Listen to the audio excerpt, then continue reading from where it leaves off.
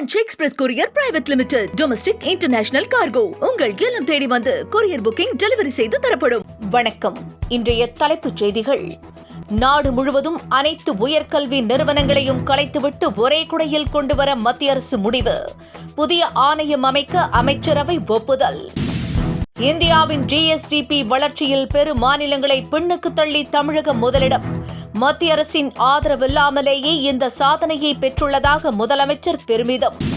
கேரள உள்ளாட்சி தேர்தலில் முந்தும் பாஜக. திருவனந்தபுரம் மாநகராட்சி 50 வார்டுகளில் முன்னிலை. மகளிர் முன்னேற்றம் பற்றி பேசிக்கொண்டு மதுக்கடைகளை திறந்து குடும்பங்களை வீதியில் நிறுத்தும் திமுக. அன்புமணி கடும் குற்றச்சாட்டு. ரஜினியின் பிறந்த நாளையொட்டி ரிலீஸ் செய்யப்பட்ட படையப்பா திரைப்படம் வசூலை அள்ளி குவித்தது. விஜயின் கில்லி படத்தை மிஞ்சி முதல் நாளிலேயே 4.5 கோடி வசூல் கலெக்ஷன். இனி விரிவான செய்திகள். நாடாளுமன்றம் தாக்கப்பட்ட தினம் இன்று கடைபிடிக்கப்படுகிறது. தங்கள் இன்னுயிரை கொடுத்து தாக்குதலில் முறியடித்த வீரர்களுக்கு மரியாதையும் செலுத்தப்பட்டது.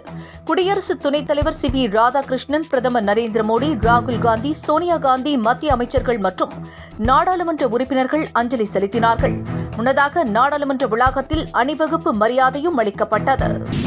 நாடு முழுவதும் உள்ள உயர்கல்வி நிறுவனங்களை கலைத்துவிட்டு ஒரே குடையில் கொண்டுவர மத்திய அரசு திட்டமிட்டுள்ளது. இதற்காக விசிட் பாரத் அதிஷக் என்ற ஆணையத்தை அமைக்க மத்திய அமைச்சரவை ஒப்புதல் அளித்திருக்கிறது.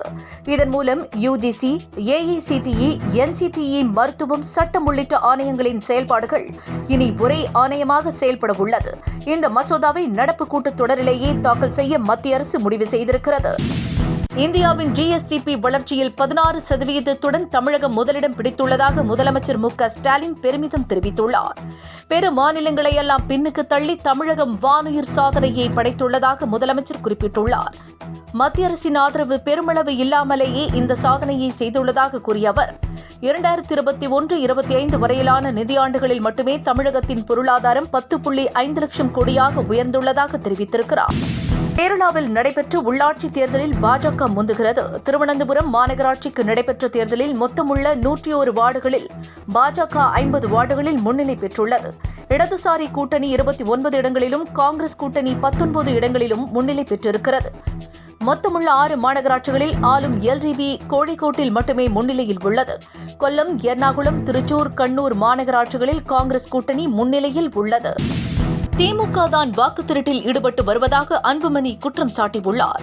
மகளிர் முன்னேற்றம் பற்றி பேசும் முதல்வர் MK ஸ்டாலின் மதுக்கடைகளை திறந்து குடும்பங்களை தெருவுக்கு கொண்டு வந்துள்ளதாகவும் அவர் விமர்சித்துள்ளார். மகளிருக்கு 1000 ரூபாய் வழங்கும் திட்டமே ஒரு வாக்கு திருட்டு நடவடிக்கைதான் என்று அவர் குறிப்பிட்டுள்ளார். முன்னதாக உரிமை தொகை திட்டத்தை பாஜகவும் அதிமுகவும் கடுமையாக விமர்சித்திருந்தன. கூட்டணி குறித்து ஜனவரி 9ஆம் தேதி அறிவிக்கப்படும் என்று பிரேமலதா தெரிவித்துள்ளார். அனைத்து கட்சிகளுமே தங்களுடன் தோழமையுடன் தான் உள்ளது என்றும் அவர் கூறியுள்ளார்.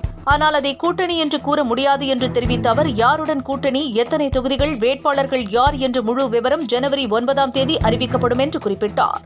நடிகர் ரஜினிகாந்தின் பிறந்த நாளையொட்டி ரிலீஸ் செய்யப்பட்ட படையப்பா வசூலை அள்ளி குவித்து வருகிறது. இந்த படம் ரசிகர்கள் மத்தியில் பெரும் வரவேற்பை பெற்ற நிலையில் முதல் நாளிலேயே 4.5 கோடி ரூபாய் அள்ளி குவித்துள்ளது. இது விஜயின் கில்லி ரீரிலீஸை காட்டிலும் அதிக தொகையாகும். ரீரிலீஸ் செய்யப்பட்ட கில்லி 3.1 கோடி வரை வசூலித்தே சாதனையாக இருந்து வந்தது. Branch express courier private limited. Domestic international cargo. உங்கள் இல்லம் தேடி வந்து கொரியர் புக்கிங் டெலிவரி செய்து தரப்படும். என்றும் உங்களுடன் மை இந்தியா. முக்கிய செய்திகளை உடனுக்குடன் தெரிந்து கொள்ள சப்ஸ்கிரைப் பண்ணுங்க, பெல் பட்டனை பிரஸ் பண்ணுங்க. என்றும் உங்களுடன் மை இந்தியா.